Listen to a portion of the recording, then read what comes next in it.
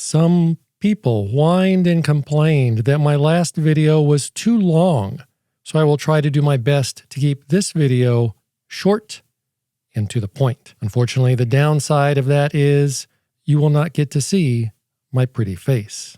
This box that I am currently holding in my formerly chocolate-stained fingers is the Choyong WT2 combined unlocked UHF and POC radio. And as you might have guessed by the name, it is made in China. I usually avoid POC radios because they are not what us radio experts usually considered to be real radios. POC radios are really just cell phones disguised to look like radios. But because this POC radio can do a few things that most other cell phones disguised as radios cannot do, I figured, why not? So here we are. The cost for one of these devices is $119 of monies, and for your clicking and purchasing pleasures, I will put an affiliate link in the more information section of this video that when clicked will allow you to purchase what is in this box or just read up more on the specifications of this miracle of modern technology. And by the way, I generated that custom link using my new custom, not a Rubicon branded affiliate link system, so that the links are shorter and easier for you to read. Anyway, when you purchase the Choyong WT2 combination unlocked UHF and POC radio in the box, you will receive a user pamphlet 15 pages long and typeset with a font that is very easy to read and written in surprisingly decent English. It's not perfect, but it is better than most new high school graduates could do if you didn't let them use ChatGPT. You will receive this USB-A's to USB-C's cable used for charging the device. You will receive this very nice, very soft, and surprisingly springy wrist strap. You strap on this end to the radio, and you wrap this end around any part of your body of your choosing.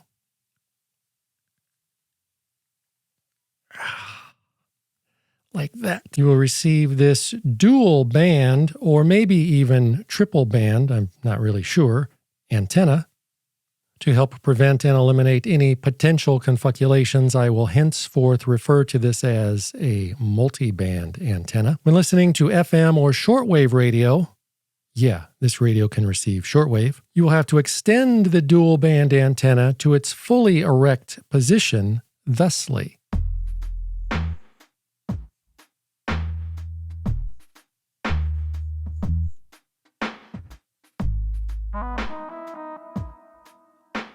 And when using the radio as an analog radio and transmitting, you tuck it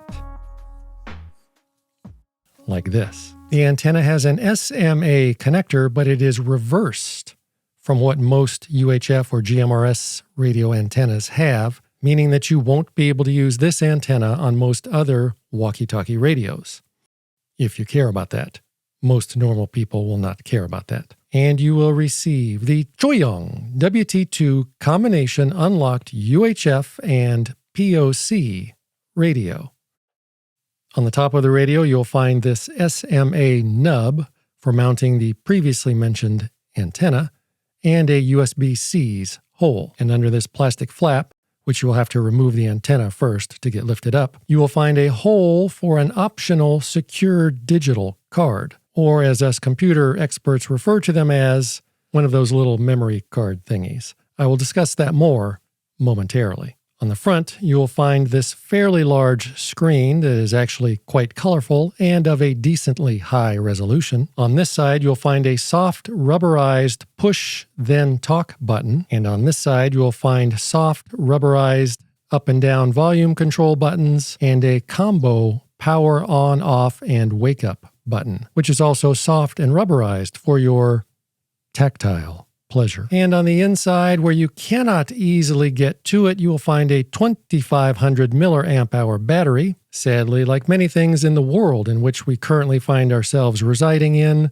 the battery is not user replaceable. So after 5 or 10 years, when the battery gives up and will no longer hold a charge anymore, you're going to be on your own. And that 2500 milliamp hour battery will last pretty much all day long or longer, depending upon what you're listening to. If you're in analog mode and transmitting a lot, the battery will get sucked dry a lot faster, but the battery does support fast charging, so if the battery does get low, you can charge it back up in only about 1 hour, and you can still use the radio whilst you're charging it. As you can see with your very own ocular sauce balls, the radio has a very slick, modern, and stylish, if not slightly feminine look to it, and it feels nice in the hand. It is made of plastic, but it is not loose or plasticky feeling, nor does it feel like a toy.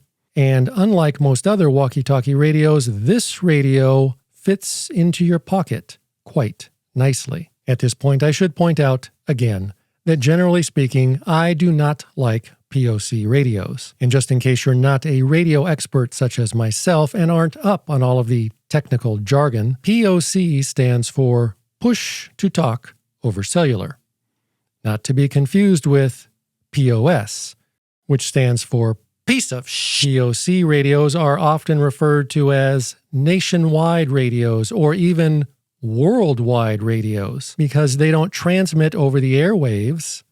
Like a real two-way radio, they transmit over the cellular telephone networks. So just like a telephone, using a POC radio, you can talk to another POC radio pretty much anywhere in the world. However, most POC radios cannot actually make or receive calls to or from regular cell phones, and most can only talk to other POC radios of the same model or same brand unless you use some kind of third-party app, service, or gateway, which not all POC radios support. And because POC radios are more like cell phones than radios, any company claiming that their nationwide or worldwide radio can be used as an emergency radio is pretty much lying to you. And that is because most POC radios are basically cell phones that rely on the cellular cell phone network. And in any real emergency situation worth talking about, those cell phone networks will be the first thing to stop working, thusly magically transforming most emergency POC radios into an emergency brick. And it's the same thing if you think most POC radios can be used for getting help if you're out hiking or camping in the middle of nowhere and get injured, or worse, run out of beer. Unless you're within range of a cell phone tower, you're going to have to drink water. However, this radio is different. This radio is not like all of the others. This radio is a combination POC radio and an actual, real, unlocked UHF two-way walkie-talkie. So with this radio, you get the best of both worlds. Now allow me to be clear, that does not make this a good emergency radio. This radio might be okay to throw in your emergency bag with your actual emergency radios that you plan to use in accordance with the emergency communications plan that you have probably never even thought about. But this would not be and should not be considered a primary emergency radio. And you know what? That's okay. Because every radio that you own does not have to be good for only using during a shit-hit-the-fan situation. It is okay to buy things that you can use during the other 99.9999999% of the time when the world is not actually coming to an end. Amazon says that this is a frequently returned item, so I checked the reviews, and the biggest complaint about this two-way radio was that the Wi-Fi doesn't stay connected. Oh, did I mention that this radio can use Wi-Fi? The other big complaint was that the streaming music is not in stereo. Oh, did I mention that this radio can also stream online music? There was also a problem with the first batch of these radios that they shipped out way back in 2025 that had some kind of a bug, so there were probably a lot of returns because of that. But Choyong did send out replacement units to anyone that asked for one. And based on my use of this radio over the last week, all of those things have been solved, as far as I'm able to tell. However, the first thing you gotta do when you get one of these radios is update the firmware to ensure that you're running the newest version with all of those fixes. And to do that, you have to first connect it to your Wi-Fi, which was actually easier than I thought. To update the firmware, you will need to use your own SD card because it does not come with one. Just stick the SD card into the hole whilst the radio is turned off, then turn the radio on, maneuver into the Update menu item screen, check for updates, and then read the words on the screen and follow the directions. And this is where many people will no doubt fail and start complaining about the radio, because this will require reading the words on the screen and an attention span longer than the length of a TikTok video. But if you try really hard, I'm sure that you'll do just fine because I believe in you, even if nobody else does. So before I move on, allow me to do two things. First, allow me to apologize for my scratchy voice because my allergies are bothering me today, and allow me to quickly recap and go over what this radio is and is not. This radio is 4 devices in one: a POC or cellular or Wi-Fi radio, a receiver that can receive and listen to commercial FM radio, shortwave radio from 2.3 to 26 MHz, and medium wave radio from 522 to 1710 kHz. It can listen to internet streams like music and podcasts. It is a regular unlocked analog radio that can transmit on any frequency you want, as long as that frequency is between 406.1 and 470 MHz. So that means that it can transmit on GMRS frequencies, it can transmit on the hams radios 70 Siemens band, and on private and business LMR frequencies. And it is, very much to my surprise, repeater capable. I really was not expecting that. And it can also record audio to the SD card and play it back. If you take the time to set up your own private channel to talk with 2 or more of these radios, that communication is fully private and secure, assuming that the Chi-Com government is not listening in. However, depending upon what you're talking about, having the Chi-Com government listen in might be better than having the US government listening in. Just saying. Now allow me to take a moment to level set your expectations and very clearly explain what this radio is not. This radio is not an emergency communications device for shit-hit-the-fan type situations. This radio is not a device to be used during mission-critical or life-saving activities such as search and rescue or emergency response. This radio is not a high-powered radio dork radio as it only outputs 2 watts. This radio has no IP rating, so it is not made for use whilst kayaking or playing in the bathtub. This radio is not FCC Part 95 approved for GMRS, just like pretty much all other unlocked radios. So whilst the radio can listen on GMRS frequencies and transmit on GMRS frequencies, this is not a GMRS radio, meaning, amongst other things, that the radio does not come with the GMRS channels pre-programmed, so you would have to set them up yourself. On the Amazon page for this radio, it could appear that the 4G service is free, but do not be fooled. What they meant to say was that you can use the radio over Wi-Fi or 4G cellular service, and the Choyong company won't charge you any extra fees. That is to say, you can use it over your Wi-Fi or 4G cellular service with no additional fees, but if you're using it over 4G cellular, you will have to pay for that 4G cellular service. Or if you're smart, you could just use the Wi-Fi feature on the radio to connect to your phone's hotspot. That will let you use the radio anywhere that your phone has service, but instead of using the SIM card on the radio, it will use your phone's SIM card and your phone's data plan. And that was another thing that a lot of people complained about in the Amazon reviews because that wording could have been construed as a bit deceptive, which seems to be very common in the POC world, which is another reason I don't like POC radios in general. But now that I've just explained it to you, you have no reason to complain about it. I will talk more about activating that eSIM card inside the radio, which is optional,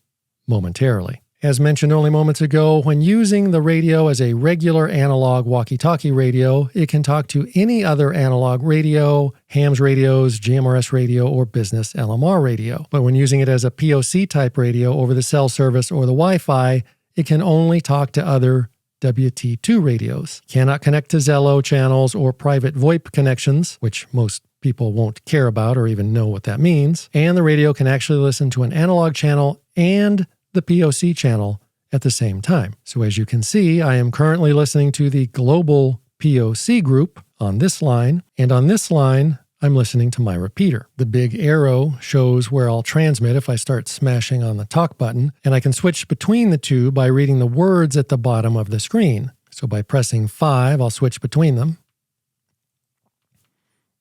And smashing 0 will turn the selected one off or on. The global chat group channel has over 2,300 people registered. I think that's what the 2309 number is. But only 13 are signed in right now. And it's usually pretty quiet. But I talked to some dude in Ohio earlier today, and last night I was listening to a couple of guys from China that were chatting for quite a while, or maybe they were in Japan. I don't know. I couldn't really tell. But because there are people in that global chat channel from all around the world, licensed hams radios people may actually like this radio because it will let them find and then make contacts with anonymous men in exotic and foreign lands. You can also set up your own private POC channels for other people to join. As you can see here, I can switch between the global channel or channel 2, which is a group or channel that I created. The group names can only have numbers, so that's the best I could come up with. So if you have 2 or more of these devices, you can create your own group and have them all connect to it automatically, and then you can all talk to each other privately. When you talk to someone, the radio keeps track of who you talk to, just so you don't forget, but it forgets those as soon as you turn the radio off. To use the radio like a regular old-fashioned analog walkie-talkie, just switch to your analog channel, push the talk button, and then talk. You can create and store your own channels. As you can see, I have 2 channels set up, my repeater channel and GMRS channel 16. And it also has VFO mode that for some reason is called simple mode. When simple mode is enabled, you can just type your frequency in on the keypad. And when you're transmitting on an old-fashioned analog channel, the audio that comes out of the radio, that is to say, how you sound to other people over the air that are listening to you on regular radios, is pretty good. Watch and listen for yourself. This is how the Choyong WT2 sounds transmitting on analog UHF over the air. How does it sound? 1, 2, 3, 4, 5. Sadly, one of the biggest complaints about this radio that was listed in the Amazon reviews is that this radio does not have a Roger beep. This thing can listen to over 40,000 internet streaming stations and podcasts. To find a station, you can go through the entire list by continent, or you can use the search feature and tell it what you want to listen to with your voice. Thusly, BBC America.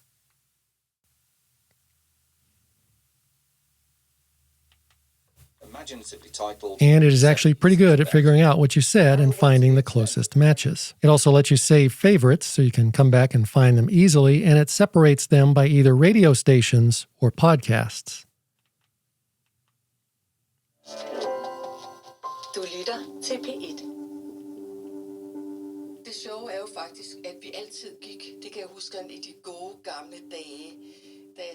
Getting connected to your Wi-Fi for the first time is a bit of a chore, but once done, it can use your Wi-Fi instead of the SIM card and 4G service.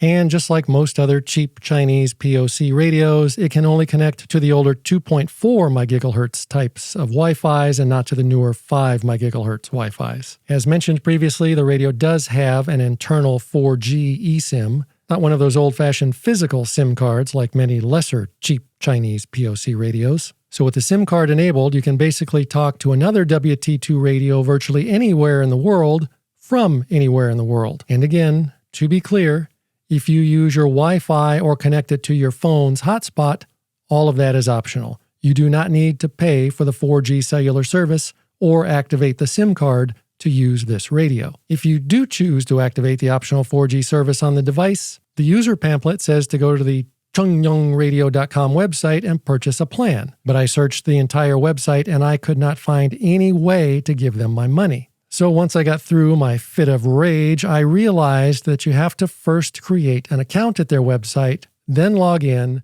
and then enter a validation code that is generated on the phone. And then it gives you an option to activate the SIM card and pay for it, should you choose to do so. Because again, that's all optional.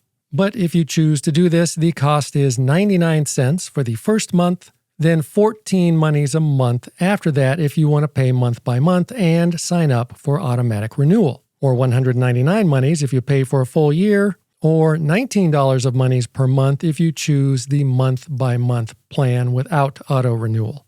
They also offer a 30-day trial, which is only 7 monies. And the website is actually pretty useful. You can add or remove podcasts and internet radio stations there, and the changes just magically push out into the radio. And if you have multiple radios, you can sync them all together so that they all have the same saved stations and podcasts. You can also play those stations and podcasts through your web browser. This radio also has a few other options that I don't really care about, but I'll mention them in passing because you might care. I already mentioned that it can listen to commercial FM radio, shortwave and medium wave radio, and it supports Bluetooth 5.2. So you can stream the audio to headphones or a Bluetooth speaker, although it streams in mono, not stereo. So don't go whining and complaining about that on Amazon. I do like this radio, but it is not perfect. It has a few little idiosyncrasies. I've had to restart it a few times after it's been on for a few hours, and sometimes the global chat room doesn't work right, usually because there's some clown on there keying up or butt dialing it all day long. But so far, my private channels have always worked just fine, because the only clown in those is me. And I have noticed that when you first turn the radio on as it's starting up, it transmits a very short... WSNL 376 is WSLT 453 on.